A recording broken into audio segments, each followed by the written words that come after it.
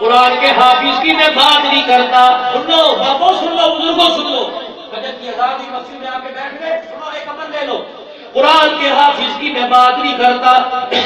صبح صبح آتے ہو، سنتیں پڑھ کے بیٹھ جاتے ہو، قرآن کھول کے دیکھ لیا کرو. اگر پڑھنا نہیں آتا، اٹک اٹک کے پڑھنا آتا ہے 2 آیتیں پڑھ لیا کرو. زیادہ پڑھنا آتا ہے آدھا پارا پڑھو، 1 سپارہ پڑھو. بالکل نہیں آتا، قرآن دیکھ دیکھ کے رج لیا کرو. قرآن کو سر پہ رکھا کرو، سینے سے لگایا کرو، قرآن کو بوسے دیا کرو. ہوگا کیا؟ دیکھنے سے، سننے سے، پڑھنے سے ملے گا کیا؟ جب موت آئے گی غسل دے دیا جائے گا، کفن پہنا دیا جائے گا. یہ قرآن میت اور کفن کے درمیان میت کے سینے میں چلا جائے گا، کفن کے اندر چلا جائے گا، اٹھا کے قبرستان لے جائیں گے. فضائل قرآن میں حضرت عبادہ بن ثابت رضی اللہ تعالیٰ عنہ راوی ہے کہ سینے اور کفن کے درمیان قرآن اندر چلا جاتا ہے. قبر میں جا کے اتارتے ہیں، تختیاں رکھ کے مٹی ڈال دیتے ہیں. ابھی رشتے دار جا رہے ہوتے ہیں، بڑی عمر کر نکیر سوال جواب کرنے آتے ہیں. پہلا کہتا ہے من ربک کا، تیرا رب کون ہے؟ قرآن سینے کفن کے درمیان سے لے کر میت کے سرہانے کھڑا ہو جاتا ہے. وہ فرشتے قرآن کو پہچان کے کہتے ہیں تو ادھر ہو جا، ہمیں سوال جواب کرنے دے. قرآن کہتا ہے تم ادھر ادھر کی بات کر رہے ہو، قسم اللہ کی میں نے تو اس سے وعدہ کر لیا جب تک میں اسے جنت میں نہیں پہنچا دوں گا میں اس کا ساتھ نہیں چھوڑوں گا. اللہ سبحان اللہ سبحان اللہ. ادھر میرا بابو، ادھر سوال جواب ہوتے ہیں. قرآن کہتا ہے اچھا تم میری بھی مانتے. قرآن سیدھا اللہ کی عدالت میں چلا جاتا ہے. اے اللہ میں اس کی قبر سے آیا ہوں جہاں سوال جواب ہو رہے، اللہ مجھے پڑھنے والا تھا اسے معاف فرما دے. قرآن شفاعت لے کے آتا ہے، اتنے فرشتے سوال جواب کر کے چلے جاتے ہیں. قرآن اس میت سے پوچھتا ہے میں تھوڑی دیر کے لیے تیرے سے جدا ہوا، تھوڑی دیر کے لیے تیرے سے دور ہوا، بتا تجھے کسی نے تنگ تو نہیں کیا؟ وہ کہتا ہے نہیں تنگ کیا. اتنی دیر میں قبر کے اندر اس فرشتے اس قرآن کے ساتھ 1000 آسمانی فرشتہ اترتا ہے استقبال کے لیے.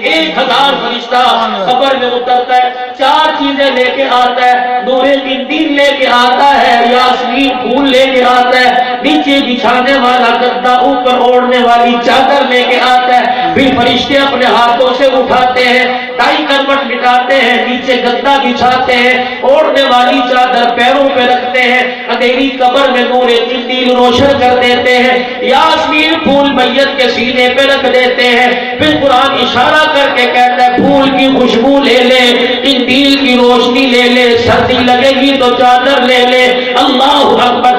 ایسی آنکھ بند کر کے سو، وعدہ کرتا ہوں آج کے بعد تجھے قیامت کی صبح تک کوئی پریشان نہیں کرے گا. پھر قرآن کیا کرتا ہے؟ بس نہیں کرتا، قرآن پڑھنے والے کے گھر میں جاتا ہے. بیٹا نماز پڑھنا ہوتا ہے، میت کو آ کے بتلاتا ہے. بیوی لا الہ الا اللہ پڑھ رہی ہوتی ہے، میت کو آ کے بتلاتا ہے. بیٹی پردہ لے کر کے باہر جاتی ہے، میت کو آ کے بتلاتا ہے. مبارک ہو تیرے بعد تیرے بچے سنبھل گئے، مبارک ہو تیری اولاد دھوکے نہیں کھا رہی ہے. اللہ کی قسم میت خوش ہوتی ہے.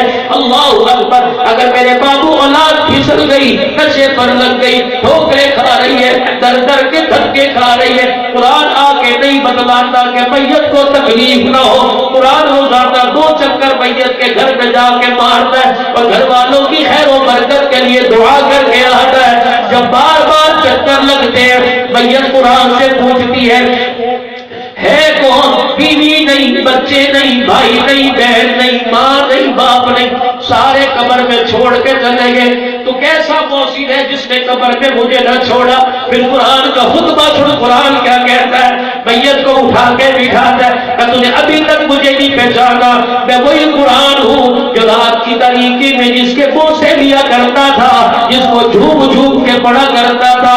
رب ذوالجلال کی قسم تو نے قبر میں نہیں چھوڑا، تو نے مجھے راتوں کے اندھیرے میں نہیں چھوڑا، آج میں نے تجھے قبر میں نہیں چھوڑا. پڑھاؤ گے اپنے بچوں کو قرآن؟ انشاءاللہ. سنو آخری بات میرے بابو سن لو، آخری بات. ماں باپ نے اولاد کے سارے حق ادا کر دیے. اولاد نے کیا حق ادا کیا؟ یہی جنازہ پڑھ کے اعلان کیا کل خالی ہوئے گی، کھانے کا انتظام بھی 10 دیگیں پکائی لوگ آگے، یہ حق ہے؟ نہیں. سارے علماء بیٹھے، بریلوی علماء سے پوچھو، اہل حدیث سے پوچھو، دیوبندیوں سے پوچھو، مرنے کے بعد بیٹے کا پہلا حق کیا ہے؟ باپ مرے، ماں مرے، لوگ دعا کر کے چلے جائیں، مٹی ڈال کے چلے جائیں، پانی چھڑک کے چلے جائیں، گلاب کے پھولوں کی پتیاں چھڑک کے چلے جائیں، بیٹا کیا کرے؟ بیٹا باپ کے سرانے بیٹھ کے اللہ اللہ کرتا رہے، سورہ ملک پڑھتا رہے، مزمل پڑھتا رہے۔ اس وقت پڑھے گا جب بیٹے کو پڑھائی ہوگی، پڑھاؤ خدا کے واسطے، بیٹا پڑھتا رہے۔ حدیث پاک میں آیا اتنی دیر بیٹھ کے پڑھے جتنی دیر میں ایک اونٹ ذبح کر کے اس کی کھال اتار کے اس کی بوٹیاں بنا کے تقسیم کی جاتی ہے، اتنی دیر تک بیٹا بیٹھ کے پڑھے۔ وجہ کیا؟ فرمایا جب قبر میں اتارا جاتا ہے فرشتے سوال جواب کرنے آتے ہیں، میت اندھیری قبر میں تنہائی محسوس کرتی ہے، ایسے بھڑکتی ہے جیسے مچھلی خشکی میں بھڑکتی ہے۔ تو قرآن پڑھنے والا جب قرآن پڑھتا ہے تو فرشتوں کو مخاطب کر کے کہتی ہے سوچ سمجھ کے ہاتھ ڈالنا، میرا وارث اوپر بیٹھ کر قرآن کی تلاوت کر رہا ہے۔ سبحان اللہ۔ اللہ قرآن کی تلاوت۔ دوسرا حق یہ سنو بابو سنو، دوسرا حق یہ پیو دا جنازہ پیا، پیو دا جنازہ پیا، چاچا دیکھ لیا چل پڑا ہٹ جا، پیو دی زندگی دنیا ہے، اور کی لینا ہے؟ رشتے داریاں نبھانیاں سے خبر دے نبھا۔ اللہ اکبر۔ پھپھی کو دروازے پہ چڑھنے نہیں دیتے۔ اولاد کا دوسرا حق، ماں باپ کا دوسرا حق اولاد پر یہ باپ منوبر مٹی کے نیچے سو جائے، اماں منوبر مٹی کے نیچے سو جائے۔ حدیث میں آیا تیرے باپ کا بھائی تیرا چاچا تایا آئے، ایسے استقبال کر جیسے باپ کا کیا کرتا تھا۔ پھپھی دروازے پر آئے، خالہ دروازے پر آئے، ایسے چوب جیسے ماں کے پیروں کو چوبا کرتا تھا۔ اور پھر ماں کی بہن کوئی نہیں، پھر ابا کا بھائی کوئی نہیں، ماں باپ کے دوست یار ہوں گے، ماں کی سہیلیاں ہوگی۔ کبھی تجھے ماں کی سہیلی مل جائے جس سے بیٹھ کے دل کی باتیں کیا کرتی تھی، ابا کا یار مل جائے جو تیرے ساتھ تیرے باپ کے ساتھ شام کو بیٹھ کے چائے پیا کرتا تھا، پر میں ان کے ساتھ بھی ایسے بیٹھ کے پیاری باتیں کیا کر جیسے ماں باپ کے ساتھ کرتا۔ یہ دوسرا حق ہے۔ تیسرا حق یہ ہے فرمایا روزانہ جا کر ماں باپ کے قبر کی ماں باپ کی قبر کی زیارت کیا کر۔ اللہ اس سے کیا ملے گا؟ فرمایا جو روزانہ بندہ آ جاتا ہے اپنے ماں باپ کے قبر کی زیارت کرتا ہے، اللہ دو انعام عطا فرماتے ہیں۔ قبر دیکھ کر راضی ہونے والے کو اللہ دو انعام دیتے ہیں۔ پہلا انعام یہ اللہ پاک مال کی تنگی دور کر دیتا ہے، دوسرا انعام یہ ماں باپ کی قبر کی زیارت کرنے والے کہ اللہ رزق کی تنگی کو دور فرما دیتا ہے۔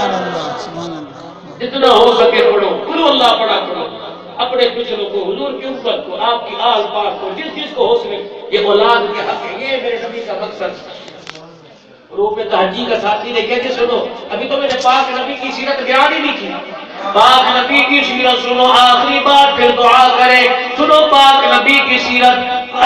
حنیف کہنے لگا اللہ کا پیارا آ گیا، پاک کہنے لگا بے سہاروں کا سہارا آ گیا، تا کہنے لگا تاجدار انبیاء آ گیا، سا کہنے لگا سامین سما آ گیا، جیب کہنے لگا جہالت کا دور کرنے والا آ گیا، ہاں کہنے لگا حبیب خدا آ گیا، ہاں کہنے لگا خیر الورا آ گیا، دال کہنے لگا دکھوں کا مٹانے والا آ گیا، دال کہنے لگا ذخیرہ کائنات آ گیا، را کہنے لگا رحمت للعالمین آ گیا، زا کہنے لگا زمین و آسمان کا محور پیکر آ گیا، سین کہنے لگا سرور کونین آ گیا، شین کہنے لگا شاہد و جہان آ گیا، صاد کہنے لگا صادق الامین آ گیا، زا کہنے لگا ضامن جنت آ گیا، با کہنے لگا طه کی سیرت والا آ گیا، زا کہنے لگا ظلمتوں کا مٹانے والا آ گیا، عین کہنے لگا عبادتوں کا طریقہ بدلانے والا آ گیا،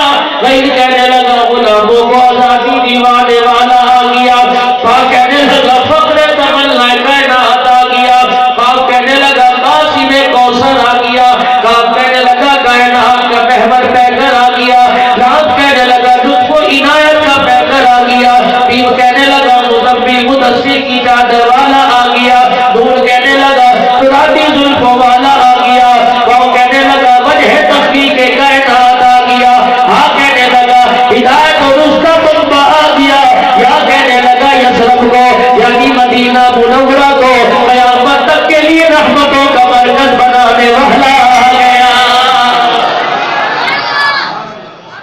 آج نیت کرو اللہ بیٹا دے یا بیٹی قرآن کا حافظ بناؤ، انشاءاللہ کرو ارادہ بھائی.